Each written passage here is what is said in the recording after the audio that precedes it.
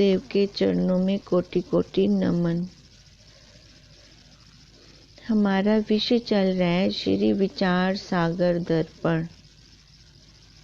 अब ये विचार सागर दर्पण एक तत्वनिष्ठ और एक उत्तम अधिकारी का ये ग्रंथ है। ये उत्तम अधिकारी के अंदर 4 संपत्तियां होनी बहुत जरूरी है।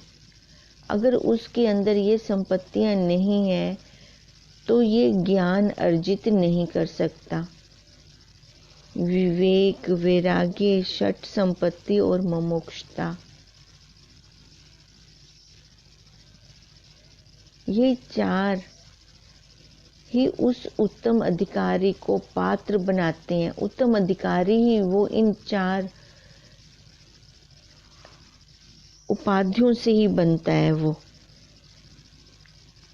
तभी वो उत्तम अधिकारी कहलाने के लायक है। अब हम कर रहे थे श्रद्धा।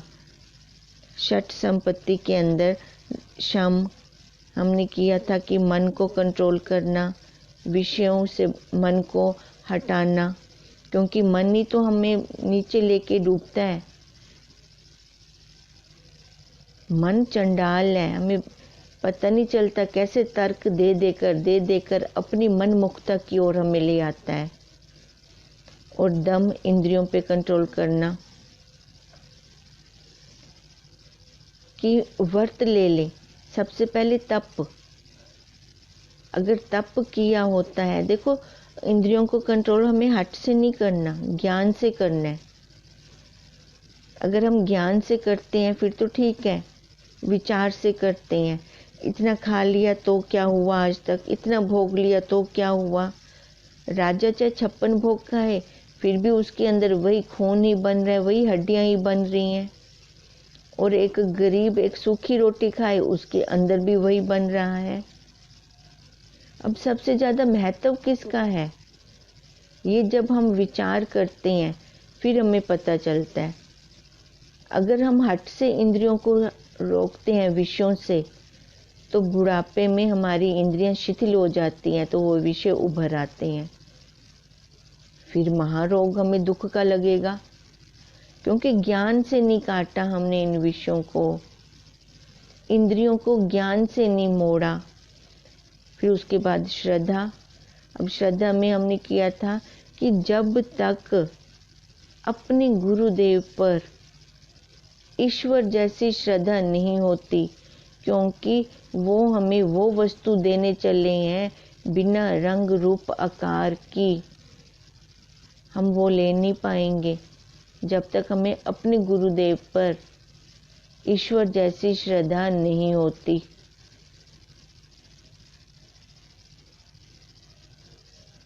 जिसका कोई रंग रूप आकार नहीं है उसको वो हमें देने चले हैं, दिखाने चले हैं। श्रद्धा का होना बहुत जरूरी है। इसलिए जब भी हम अपने आसन पे बैठें, श्रद्धा माता का आह्वान जरूर करें। हे श्रद्धा माता, मेरी श्रद्धा मेरे गुरुदेव के प्रति बनाए रखना, क्योंकि इस भव सागर से बाहर निकलने का एक वही मार्ग है, वही हमें उत्तम अधिकारी बनाते हैं, वही हमें समाधान देते हैं। देखो जब हम गुरु के पास आए, हमने गुरु दीक्षा ली, तो हम में से किसी में भी ये 4 लक्षण नहीं होंगे। वो तो बैठे बैठे, वो श्रवण करते करते फिर हमारा समाधान होता गया।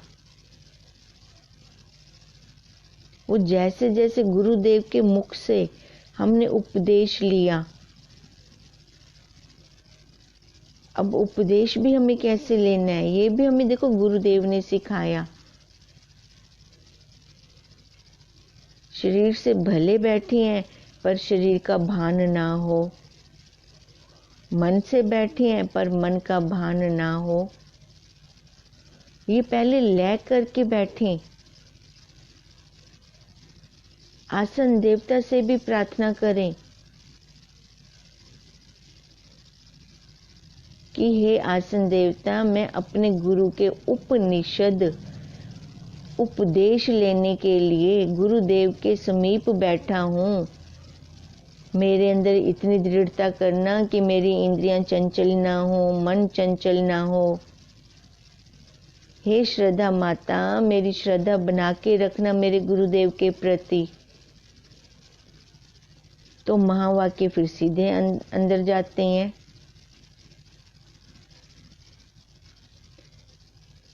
वो जब महावाक्य हम पहले तो हमारा अंतःकरण रूपी वो पर्स भरे, बटुआ भरेगा हमारा अंतःकरण रूपी महावाक्यों से, तभी तो हम उनका मनन और श्रवण करेंगे, मनन और निध्यासन करेंगे। श्रवण इतनी एकाग्रता से हो हमारा कि जैसे गुरुदेव के मुख से महावाक्य निकले और इधर हमारा अंतःकरण उनको सांभ ले, उनको रोलने मत दे, उनको भटकने मत दे। तभी वही उपदेश, गुरुदेव के महावाक्य रूपी उपदेश हमें लगता है। वो उपदेश लगता है तो देखो फिर क्या होता है, उपराम अथवा उपरति। फिर बाहर के विषय, संसार के विषय अच्छे नहीं लगने लगते, वहां से मन हमारा हटने लगता है, उपराम होने लगता है। जो राम है ना, उसमें रमने लगता है। ऊपर वो राम तो ऊपर है, विषय नीचे है। फिर राम में आराम पाने लगता है।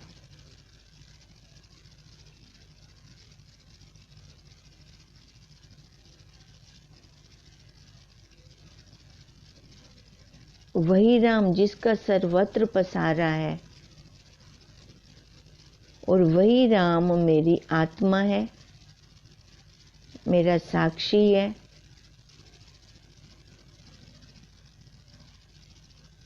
अब जैसे साधक इसको देखना शुरू करता है, वैराग्य, जब उसका वैराग्य पूर्ण होता है, फिर जाकर वो उपराम होता है और श्रद्धा इतनी बढ़ी हुई होती है, श्रद्धा का बल इतना होता है।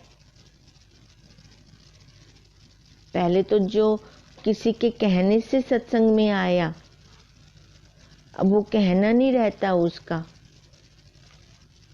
वो फिर उसका अपना बन जाता है। किसी ने कहा नहीं, अब वो उसकी खुद की अनुभूति होती है, तभी वो विषयों से उपराम होता है। ऊपर के केंद्रों में भ्रमण करना शुरू करता है। उपरति, ऊपर वो रति। अब रति मतलब क्या, ऊपर के केंद्रों में एक में खोना शुरू हो जाता है। फिर वो सबसे ऊपर वो ब्रह्मरंध्र, ये 7 चक्र है हमारे शरीर के अंदर। सबसे मनुष्य पहले जब जन्म होता है मनुष्य का, तो वो पशुवत होता है, नीचे के केंद्रों में होता है। अब जैसे जैसे अपनी साधना बढ़ती जाती है, तो अपना देखो हमें खुद को पता चलता है। अब वो विषय इतने नहीं सुहाते, वहां से उपराम होते जाते हैं।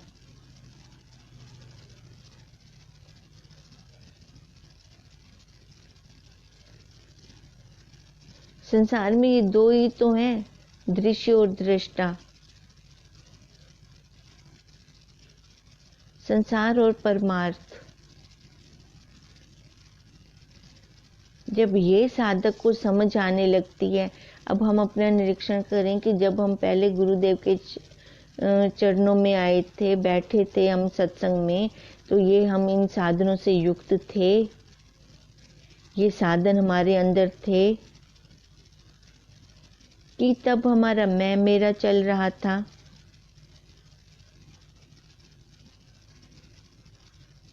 अब बैठते बैठते तो समझ में आया, दुख का कारण समझ में आया कि ये जीव दुखी क्यों था।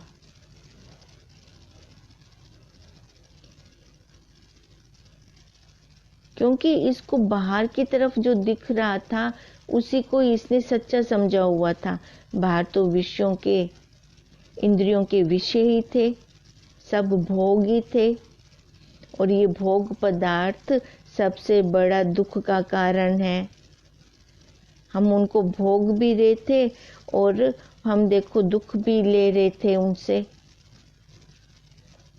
मैं मेरा चल रहा था, मेरी स्त्री, मेरे बच्चे, मेरा घर।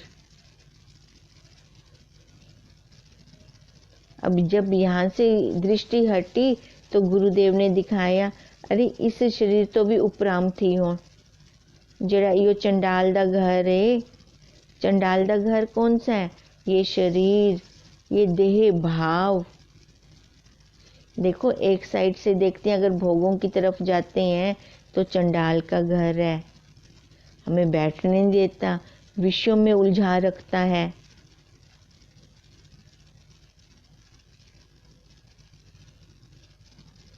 अब इसी के कारण ही तो बाहर मेरा तेरा चल रहा था।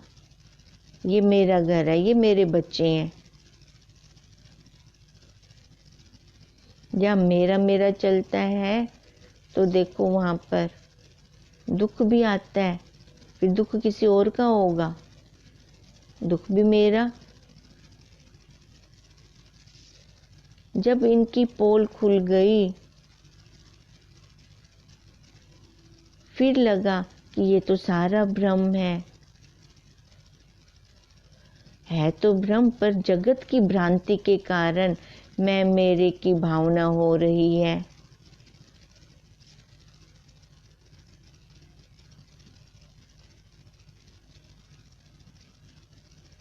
ये तो बाद में जाना मैंने कि सारा ही सत्यम शिवम सुंदरम है।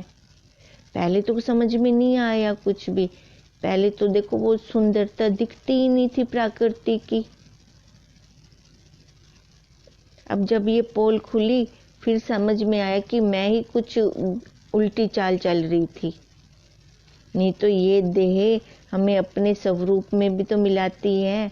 इस आकार के बिना, इन पुर्जों के बिना मैं अपने स्वरूप को कैसे प्राप्त कर सकती हूँ? क्योंकि इसमें एक विशेष अंतःकरण है। तभी मन को मध्य भावी कहा गया। अब यही मन चाहे तो हमें संसार में रुलाए, और यही मन चाहे तो हमें अपने स्वरूप में मिलाए। अब साधक को जब ये समझ आने लगता है तो बाहर के विषयों से उपराम होता जाता है और गुरु के पास अपना आसन जमाता जाता है। अब गुरु के पास अपना आसन जमाता है मतलब देह से नहीं, उनके महावाक्यों में उपराम करता है। फिर वो महावाक्यों में रति करता है, वहाँ भ्रमण करता है, महावाक्यों की गलियों में घूमता है। बाहर के विषय भोग उसको अच्छे नहीं लगते। अब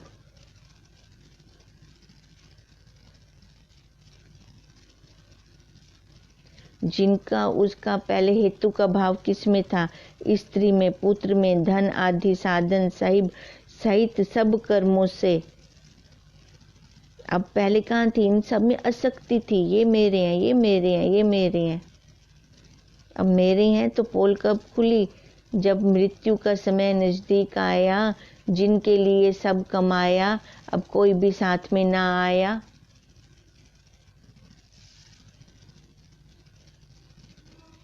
अब जिनके लिए मैंने इतना अपना कीमती समय नष्ट कर दिया, देखो कीमती समय है अपना, समय जा रहा है, समय जा रहा है। अब तो ये रट लग जानी चाहिए हमें,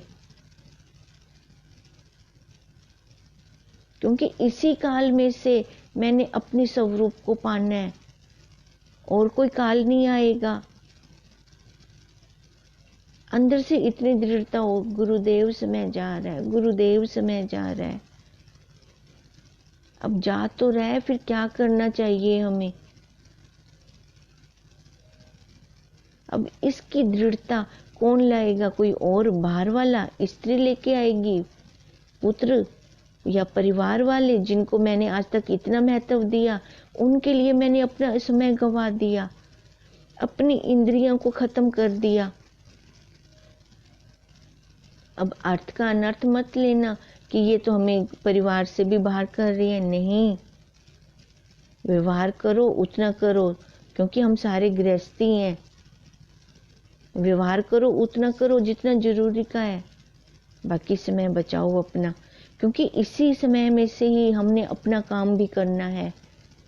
अगर सारा समय ही हम खाने पिलाने में, देखो बाहर वाले चाशनी का लेप लगाते हैं, मम्मी ये सब्जी आप बहुत अच्छी बनाते हो, वहां पे पिघलो मत।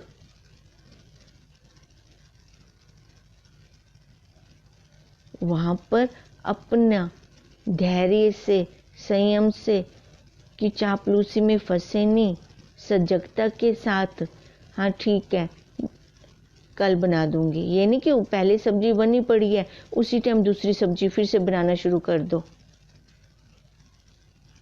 व्यवहार करो, मना नहीं है, पर सजगता के साथ व्यवहार होना चाहिए। माताएं बहनें फिसल जाती हैं।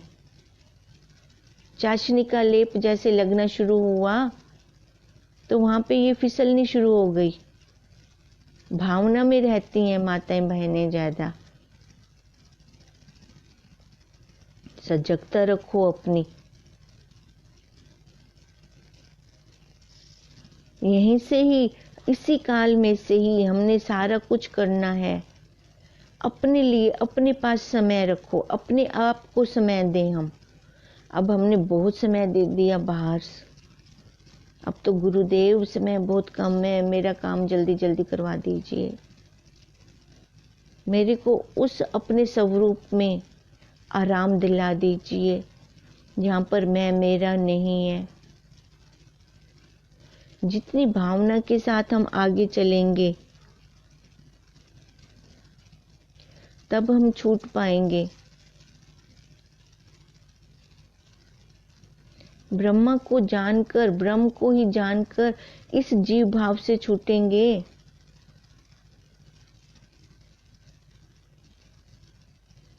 अगर मैं ये नाम रूप उपाधि को दृढ़ करती हूँ तो ये जितने भी विकार हैं,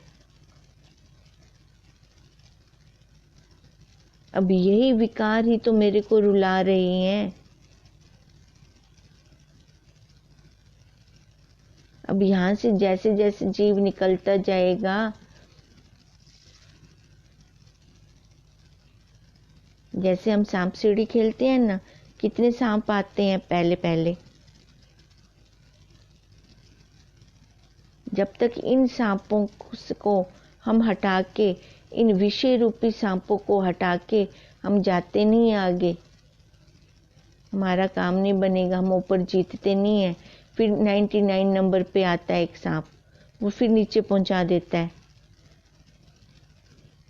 अब ऐसे ही ऊपर जाकर भी तो माया हमारा पीछा नहीं छोड़ती, वो बार बार विघ्न लाती है हमारे अंदर। ये साधक की, जिज्ञासु की, उत्तम अधिकारी की अपनी दृढ़ता हो। अपनी दृढ़ता के साथ वो ऊपर चलता जाएगा, इन विषय वासनाओं को हटाता जाएगा।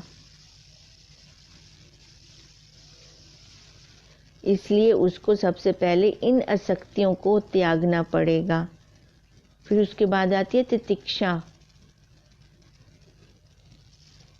तितिक्षा होती है भूख, प्यास, सर्दी, गर्मी, मान, अपमान, इन सब द्वंद्वों को सहन करना।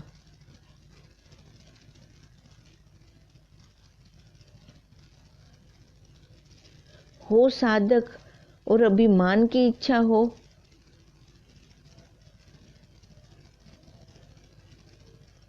हो साधक और उसको अभी अपने रस की इच्छा हो कि ये मेरे को अच्छा लगता है, ये मेरे को अच्छा नहीं लगता। हो साधक और अभी वो स्पर्श पे बैठा हो।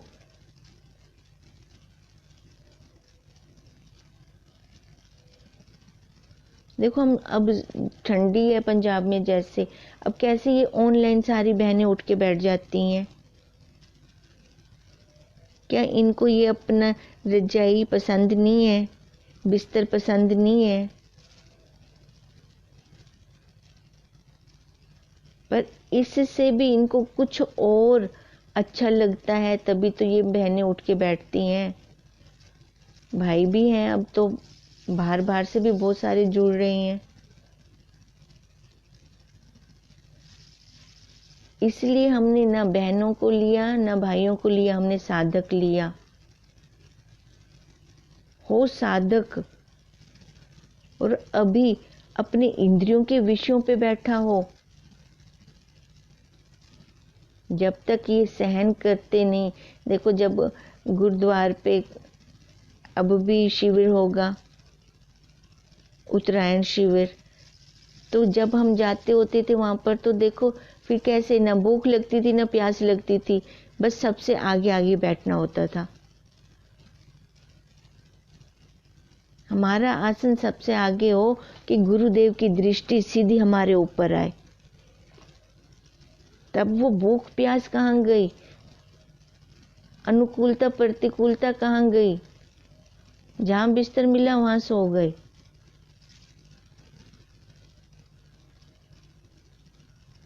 ये सारे साधक की प्रतीक्षा है। यहां से वो उठ के जाता है पहले, क्योंकि उसने कंपैरिजन कर लिया संसार वाले भोगों का भी और ये गुरुदेव के महावाक्यों का, आनंद का भी। कंपैरिजन होने से ही तो हमें पता चलता है। जिसकी एक नूह होती है ना, उसका कंपैरिजन नहीं हो पाता। 2-4 नूहें हो फिर कंपैरिजन होता है। फिर सास को लगता है कि ये वाली नूह मेरी सेवा करती है और ये वाली नूह मेरी सेवा नहीं करती। ऐसे कंपैरिजन से पता चला ना। अब ऐसे वो हो साधक और उसके अंदर तितिक्षा वाला गुण ना हो तो वो साधक कहलाने के लायक नहीं है।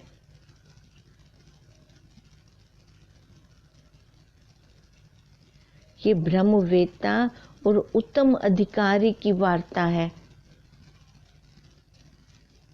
इतनी जल्दी जल्दी किसी के बुद्धि ये ग्रहण भी नहीं करेगी, क्योंकि पहले वाला खत्म ही नहीं है, मल विक्षेप। देखो इस शास्त्र को, इस ग्रंथ को निश्चल दास जी ने सीधा कहां से लिया है? उत्तम अधिकारी से। उत्तम अधिकारी का तो खाली बस आवरण शेष है। आवरण हटते ही वो सूरज तो है ही है।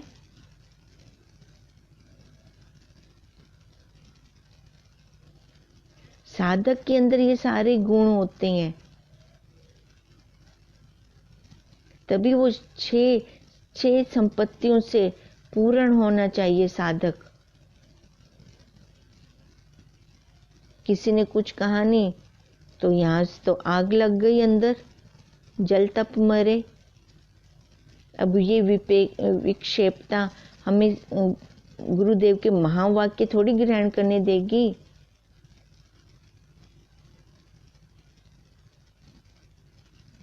देखो जब तक हमारा मन शांत नहीं होता, चाहे भले ही हम सत्संग में बैठे हों, हमारे अंदर कुछ नहीं जा रहा होता।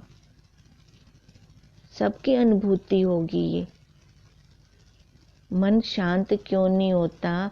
क्योंकि संसार वालों से जलन तपन ये खुद उठा के लेके आया होता है। अब वो थोड़ी जबरदस्ती करते हैं, ये खुद जीव इन भ्रांतियों में भटक रहा होता है। अब ये भ्रांतियों से समाधान तो उसको खुद को ही लेना पड़ेगा।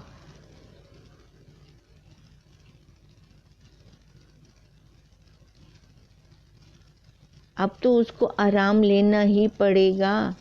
विषयों का आराम उसने देखा, किसी काम का ना आया।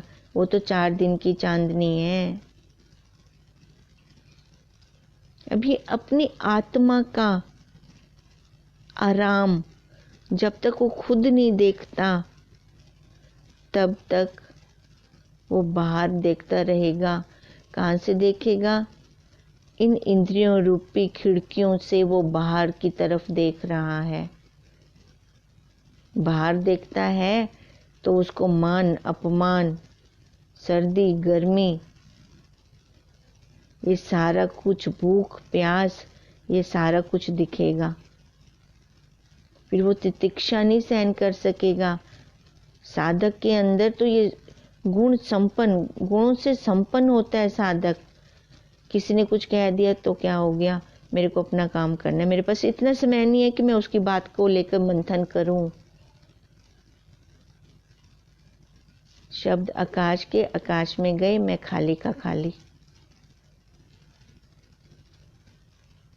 ऐसा होता है साधक, जिसके अंदर बस एक तड़प होती है, समय जा रहा है, समय जा रहा है, समय जा रहा है। देखो बीता समय कभी वापिस आया?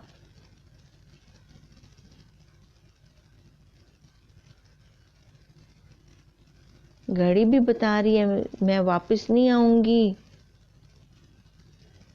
काल उसका चक्र चल रहा है, रुक नहीं रहा। इसी काल में मेरे को करना है, इसी काल में मेरे को पाना है।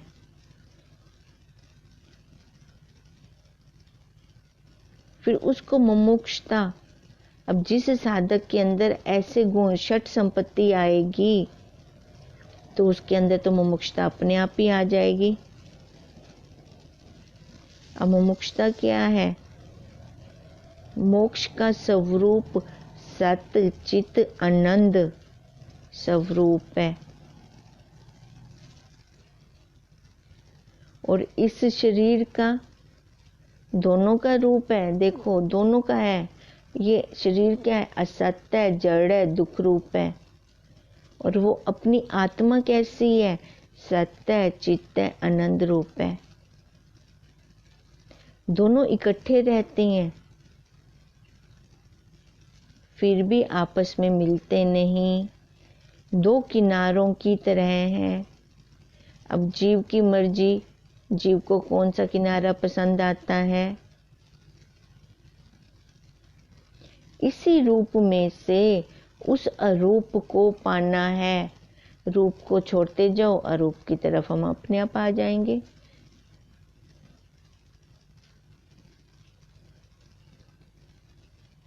एक को छोड़ने की जरूरत है, दूसरा अपने आप है। जड़ को छोड़ो, चेतन अपने आप है। इस जड़ शरीर से उठ जाओ, क्योंकि ये जूठा है, गंदगी का घर है।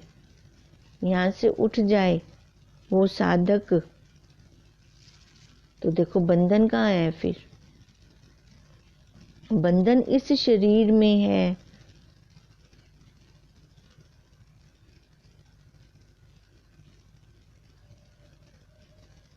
अब मुमुक्षुता क्या है कि साधक के अंदर पहले ये जिज्ञासा तो पैदा हो।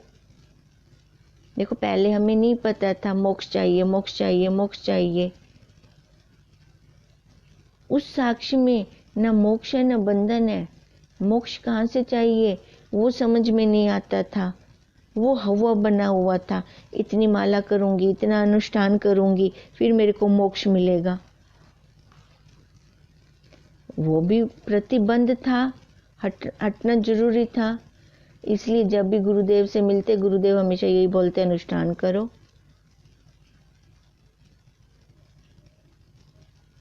फिर तो ऐसा हो गया कि गुरुदेव के दर्शन भी हो जाए ना तो लगता ये था गुरुदेव अंदर से ही बोल रही हैं, क्योंकि मिलके भी तो उन्होंने यही बोलना था, अनुष्ठान करो। फिर अपना अनुष्ठान शुरू। जो भावी प्रतिबंध था वो अपने आप हटते गए, हटते गए। और किसी कर्मों में गुरुदेव ने उलझाया नहीं।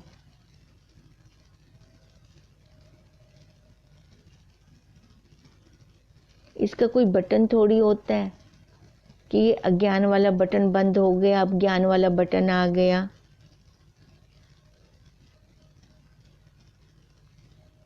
जब तक संसार में बुद्धि रहती है, संसार में खाना पीना मेरा तेरा चलता रहता है, उसी को ही हम बुद्धि कहते हैं। और जब अपने स्वरूप की तरफ आने लगती है तो वो प्रज्ञा बनती है।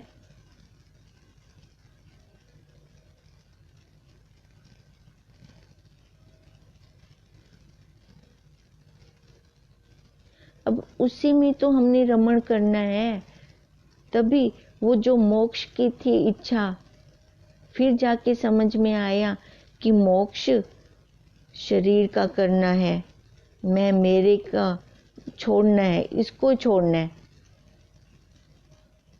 बंधन और मोक्ष कहाँ है? शरीर में है, देह में है। उस साक्षी में, कुटस्थ में, निरोल में कुछ भी नहीं है। मैं मेरा है ही नहीं उसमें। मैंने पकड़ पकड़ के उसमें मिलाया हुआ है। अपनी पकड़ छोड़। हम सारे देखें कि हमारी कहाँ का नस नस में पकड़ है।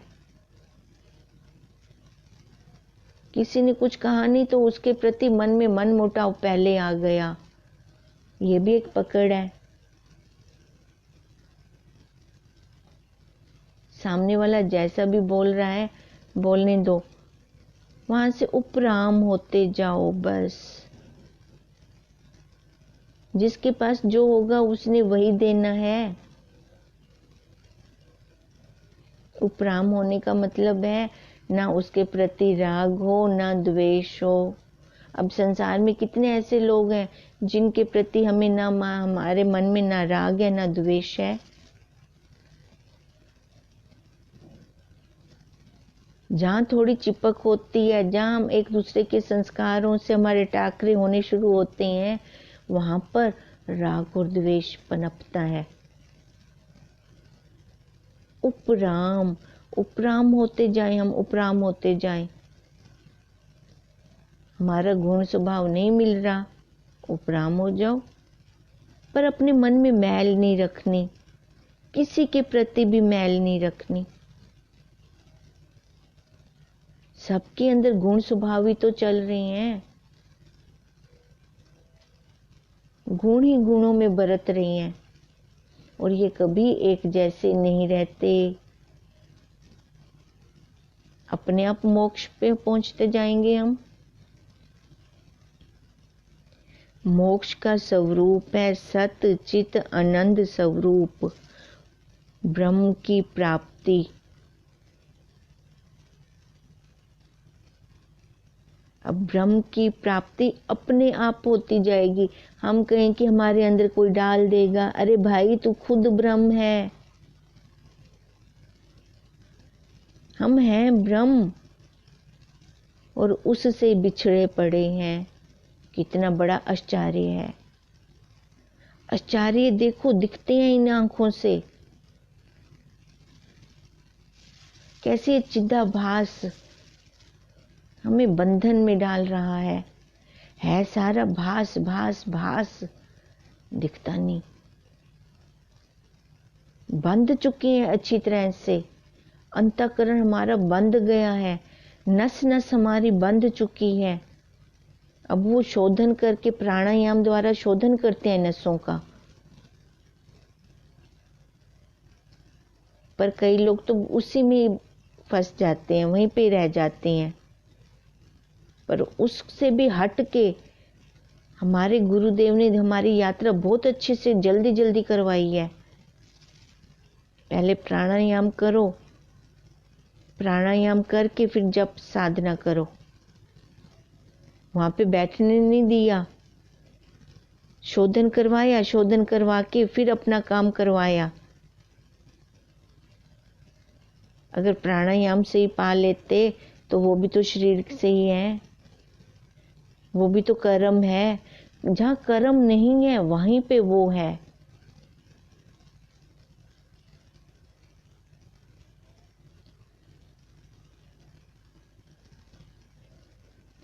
देखो, एक को लेती हैं तो दूसरा अपने आप हो जाता है।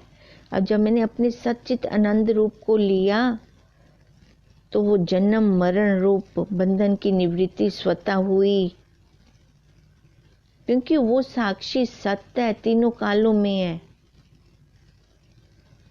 ज्ञान चित्त है, ज्ञान रूप से, जानना रूप से है, और आनंद तो है ही है।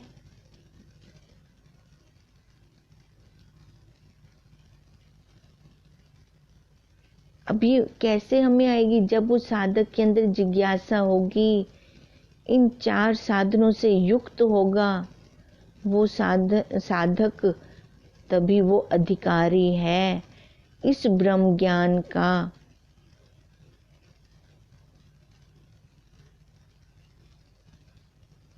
मल विक्षेप से रहित है और इन 4 साधनों से युक्त है, वही उत्तम अधिकारी कहलाता है। इस प्रकार विवेक, वैराग्य, षट संपत्ति व मुमुक्षुता, ये 4 श्रवण, मनन तथा निध्यासन, ये 3 तत्त्वम पद के अर्थ का संशोधन है। ये कुल मिलाकर 8 ज्ञान के अंतरंग साधन हैं। अब पहले उत्तम अधिकारी के अंदर ये 4 साधन होने बहुत जरूरी हैं। कौन से? विवेक, वैराग्य, षट संपत्ति व मुमुक्षुता। ये 4 साधन उसके अंदर आएंगे तभी वो उत्तम अधिकारी बनेगा।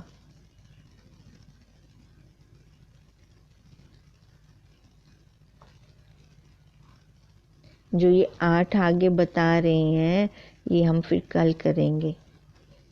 ये अंतरंग साधन है हमारे। ये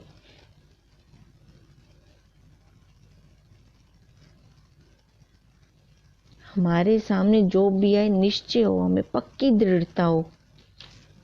अब पक्की दृढ़ता किसकी? संसार की, अपने स्वरूप की हो, संसार की ना। पक्की दृढ़ता। पहले तो हम अपने आप को टटोलें कि ये 4 साधन मेरे अंदर हैं, ये 4 साधन हैं, मैं अधिकारी हूं। अगर नहीं भी हूं तो कोई बात नहीं, मैं चलती ट्रेन में चढ़ तो गया, भले धक्के से चढ़ गया, टिकट ले लूंगा अंदर में। अब डरो मत, टिकट अंदर ले लेंगे, मतलब अपना पुरुषार्थ करके। भले मैं इस क्लास में किसी के कहने से आ गया, पर यहाँ आया तो यहाँ पे तो माला माल है, माल माल है यहाँ पे तो। और ऐसा माल है यहाँ, ऐसा माल दिया जाता है, ऐसी वस्तु मिलती है जो और कहीं पे भी नहीं मिल सकती। खजानों की, हीरो मोतियों की खान में बैठ गए हैं अब हम। यहाँ से माल लेकर ही मैं जाऊंगा। ऐसी दृढ़ता जब साधक के अंदर आती है तो वो अपने आप अधिकारी बन जाता है। फिर अपना होमवर्क भी चल रहा था, रूप है, रूप है, रूप है, सभी ने किया भी होगा। देखो एक एक इंद्री का हम लेंगे अब। नेत्र इंद्री का विषय रूप, अब लेंगे हम रस इंद्री का। जीभ इंद्री वो रस। अब जो कुछ भी खाएं रस है, रस है, रस है। अब जब रस रस लेके इस भाव से खाते हैं ना, तो हमारे आगे अब जो सब्जी मैं नहीं खाती थी वो भी खा जाऊंगी। रस है, रस है, रस है। अर्थ का अनर्थ मत लेना, कभी नॉन वेज खाना शुरू कर दो, वो तो घोर तमोगुण की निशानी है।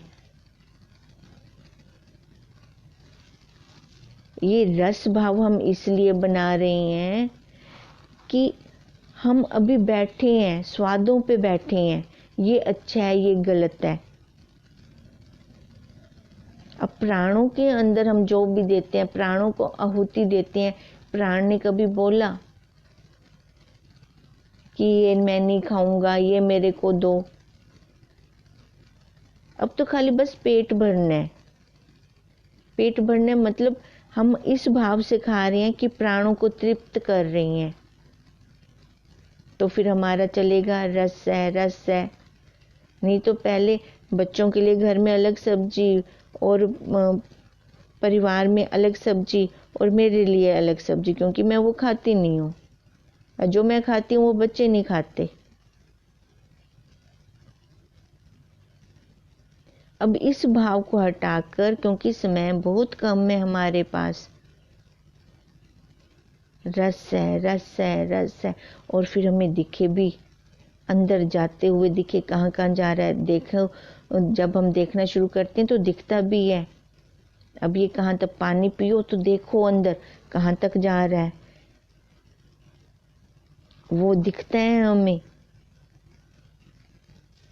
अगर हम इस भाव से चलेंगे तो देखो हमारा काम बहुत जल्दी बन जाएगा, समय हमारा बचत होती जाएगी समय की, क्योंकि इस समय को बचाकर ही मैंने अपना काम करना है। अब जो पहले ये समय मेरा ऐसे ही तो बर्बाद होता था, अब हमारा होमवर्क चलेगा रस है रस है रस है। ओम तम नमामि हरिं परम, ओम तम नमामि हरिं परम, ओम तम नमामि हरिं परम। ब्रह्म स्वरूप गुरुदेव के चरणों में कोटि कोटि नमन।